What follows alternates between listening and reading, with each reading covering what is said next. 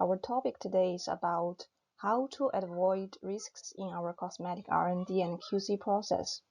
This topic is quite big, and we all deeply understand that there are too many risk points in our R&D and quality control processes.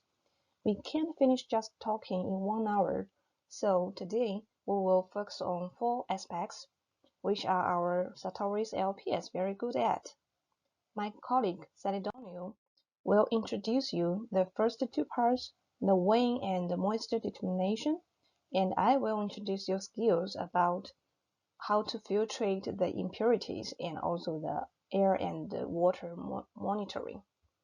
When we have in the lab the ingredients and targets for our product, and it's time to find the best combination and procedure, workflow, or recipe to create a perfect formula, a weighing system is more than just a display and results. It is our partner, it's our body, and in the best case, is our accomplice of crazy ideas.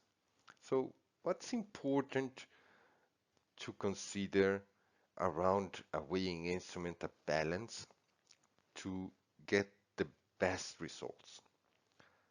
First, we have to monitor the equipment and keep it under the defined tolerance limits, and we must avoid the errors being out of these limits.